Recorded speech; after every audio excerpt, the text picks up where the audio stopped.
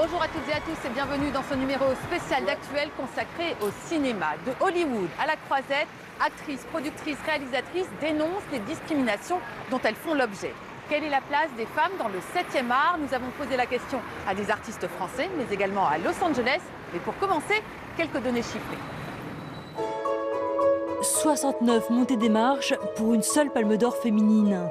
C'est le Festival de Cannes qui, en 1993, distingue la néo-zélandaise Jane Campion et sa leçon de piano. Aucune autre n'a reçu le trophée suprême, sans doute parce que 95% des films sélectionnés à Cannes sont réalisés par des hommes. Les Césars ne font guère mieux. En 40 ans d'existence, une seule femme, Toni Marshall, décroche le titre de meilleur réalisateur pour son film Vénus Beauté. En Europe, un film sur 5 est réalisé par une femme. 84% des financements sont destinés aux hommes, considérés comme plus aptes à porter un long métrage. Les inégalités existent aussi dans les salaires. Dans le monde, parmi les 10 acteurs les mieux payés en 2016, une femme seulement, Jennifer Lawrence, arrive en 5e position. Et si les hommes peuvent espérer des rôles importants, la plupart des femmes au cinéma ont un objectif bien précis, plaire à l'homme. C'est du moins ce que révèle le test Bechdel. Cette Norvégienne propose 3 questions pour évaluer un film. D'abord, y a-t-il au moins 2 personnages féminins portant un nom? Ensuite, ces 2 femmes se parlent-elles oui ou non? Et si c'est le cas, parlent-elles d'autre chose que d'un homme? Apparemment, l'équation est simple, et pourtant 4 films sur 10 échouent au test.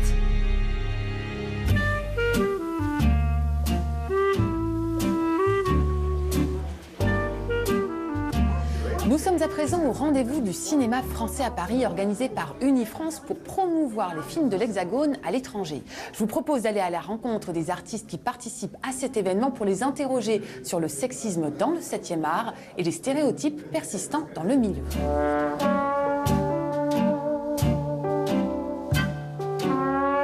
Ce qui m'a toujours fait beaucoup rire, c'est qu'on prend des hommes de 60 ou 50 ans pour jouer des mecs de 40 ou 35.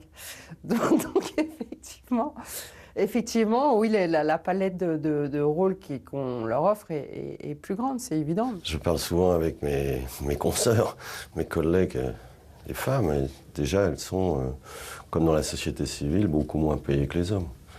Beaucoup moins payées. Je sais pas d'où ça vient, mais on estime qu'une femme a moins besoin d'argent qu'un homme. Je sais pas d'où vient une débilité pareille. C'est aussi aux femmes de prendre en main leur destin. Moi, je crois qu'il y a un moment, il faut arrêter de croire au prince charmant. Il faut arrêter de croire au libérateur charmant, parce qu'il ne viendra pas. Nous, les hommes, dans nos sociétés, voilà des siècles et des siècles qu'on pratique la domination, hein, en gros, quand même. Même s'il y a des exceptions, il y a eu des mouvements de libération des femmes, mais l'homme domine. Et dans le cinéma, est-ce que le cinéma est sexiste? Sexiste, non, mais je pense qu'il ne faut pas non plus être trop... Enfin, il ne faut pas vouloir être moraliste, mais c'est vrai, quand vous regardez l'histoire du cinéma, qui est aussi le reflet de l'histoire du monde, de comment le monde bouge, ben, la plupart des cinéastes, pas tous, mais beaucoup, en grande majorité, ce sont des hommes. Et qu'on peut remarquer que depuis 30 ans, les choses ont quand même commencé à bouger et bougent de plus en plus. J'ai jamais souffert d'être une fille. Et je pense que c'est lié à ma génération aussi et au fait que j'ai travaillé toujours avec des gens de ma génération, que ce soit mes producteurs, mon équipe technique, mes collaborateurs artistiques. Et on a une génération qui est quand même très ouverte là-dessus.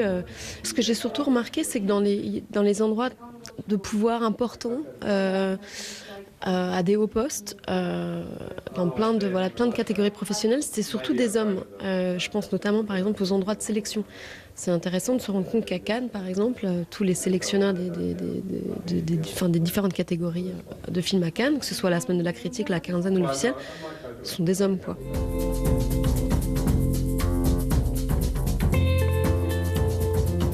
Aux États-Unis, des stars comme Meryl Streep ou Patricia Arquette ont fait de l'égalité des salaires entre hommes et femmes dans le monde du cinéma un combat.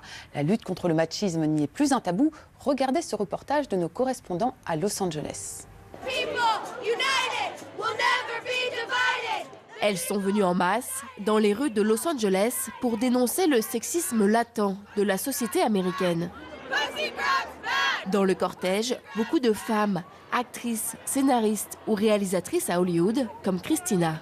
Ce n'est pas parce que nous n'avons pas accès aux mêmes opportunités que les hommes que cela signifie que nous ne sommes pas créatives. Nous avons juste besoin d'avoir plus d'opportunités et de soutien financier.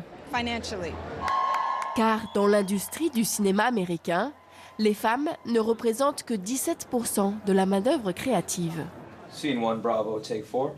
Dans cette école de cinéma, on forme le Hollywood de demain. Et ici aussi, la majorité des étudiants sont des hommes. Réalisatrice, Marlee Roberts a aussi voulu enseigner. Sa priorité, valoriser ses étudiantes. Si tu es en tournage et tu as une idée, même si c'est pour la déco, n'hésite pas à dire ce que tu penses. Marlee espère montrer l'exemple et prouver à la nouvelle génération qu'il est possible de s'imposer à Hollywood quand on est une femme. L'industrie commence à accepter les femmes, même s'il y a toujours des inégalités de salaire et d'autres problèmes de discrimination. Ce qui me gêne le plus, ce sont les stéréotypes. On me voit d'abord comme une femme qui fait des films et pas comme une réalisatrice. J'aimerais qu'on me considère comme une réalisatrice. Sur les tapis rouges, les actrices aussi se mobilisent et n'hésitent plus à dénoncer les disparités de salaire à Hollywood. Argument principal des studios, les films avec une tête d'affiche féminine rapportent moins. Il y a beaucoup de stéréotypes pour les rôles féminins. Et oui, les femmes n'ont souvent pas accès aux meilleurs rôles. Et les disparités de salaire sont énormes et il faut que ça change. Nous, les femmes, essayons de faire changer les choses. Je pense que d'ici quelques années, les choses iront mieux. Les actrices, la quarantaine passée, se font encore plus rares à Hollywood. Celles qui persistent, comme Meryl Streep ou Viola Davis, deviennent des symboles. Je me bats d'abord pour moi. J'ai l'impression que c'est mon devoir de faire mon maximum pour obtenir ce que je mérite, en espérant que cela aura ensuite un impact plus global sur les autres. C'était plus dur en tant que femme ? C'est toujours plus difficile lorsqu'on est une femme. Mais c'est aussi plus beau d'être une femme. Nous avons le plus bel ADN, nous avons un grand cœur, nous avons de la force et nous sommes visionnaires. À 51 ans, Viola Davis vient d'obtenir une étoile à son nom sur le fameux Walk of Fame, une reconnaissance de l'industrie pour ses 20 ans de carrière et d'engagement féministe.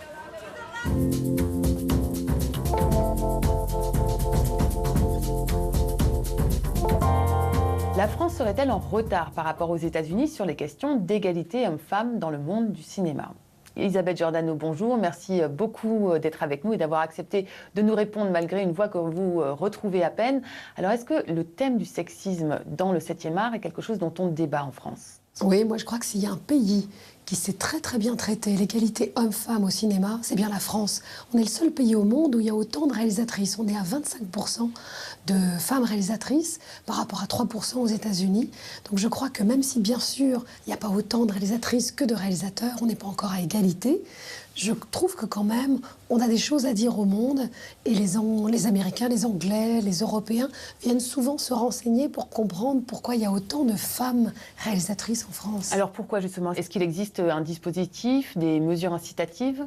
Je ne pense pas qu'il y ait des mesures particulières, mais il y a une culture qui fait qu'effectivement, comme on est dans la culture du droit d'auteur, les femmes ont eu l'habitude de prendre la parole et de s'emparer du cinéma pour traiter de leur sujet. Parce que c'est vrai qu'on parle d'aujourd'hui des réalisatrices comme Emmanuelle Berco, Catel Kiliveré, mais rappelez-vous, il y avait aussi bien Agnès Varda, Catherine Breillat, Claire Denis en leur temps, qui ont été aussi des pionnières et qui ont beaucoup inspiré d'autres pays. 25% de femmes réalisatrices, ça fait peu quand même. Dans le milieu, certaines femmes continuent à dire que c'est très sexiste. Est-ce que les valeurs d'égalité hommes-femmes sont véhiculées par le cinéma français ? Je vois bien qu'il y a quand même des gens qui sont mécontents, il y a des associations qui se créent, et à juste titre. Il y a eu un mouvement aussi de colère de certaines femmes vis-à-vis de certains festivals, et notamment du Festival de Cannes. Donc c'est vrai que je comprends bien, et ça ne s'exprime pas seulement dans le monde du cinéma, il y a une véritable inégalité salariale entre les hommes et les femmes dans tous les milieux. Mais en même temps, je pense que nous faisons partie d'un pays, la France, où on arrive quand même à bien traiter cette question, parce qu'elle est tout de suite, il y a tout de suite de l'écoute, que ce soit chez les pouvoirs publics ou dans les différents festivals ou dans la presse, dans les médias. Tout le monde s'est emparé de cette question et tout le monde en parle. Qu'est-ce qu'on peut faire pour améliorer la situation ? Je crois que le mieux, c'est de faire ce que vous faites, c'est d'en parler et justement que ça devienne un vrai sujet médiatique. Je prends l'exemple des États-Unis, ils le font très très bien, comme ils le font sur les questions de diversité. Ils ont réussi à en faire un tel débat médiatique qu'effectivement aujourd'hui tout le monde s'intéresse à ce que font les femmes productrices et réalisatrices de la même manière qu'on s'intéresse à la place des Noirs dans le cinéma américain. Donc effectivement, je crois que le pouvoir des médias joue vraiment un rôle de contre-pouvoir. À quel point l'égalité homme-femme est défendue par le cinéma français ? La question est complexe parce qu'en fait, est-ce qu'une femme au cinéma va parler mieux des femmes ? Moi, je crois que les très beaux portraits de femmes, ils sont souvent faits par des hommes réalisateurs. Donc la question, elle est un petit peu compliquée. Mais je crois que de toute façon, les artistes, quels qu'ils soient, ont suffisamment d'ouverture d'esprit pour parler des femmes telles qu'elles sont, sans préjugés, sans sexisme. Merci beaucoup Isabelle Giordano d'avoir répondu à nos questions. Merci à vous. Voilà, c'est la fin de cette émission. Merci à toutes et à tous d'avoir été avec nous pour ce spécial d'Actuel sur le cinéma. Vous pouvez continuer à nous suivre sur les réseaux sociaux. À très vite sur la toile.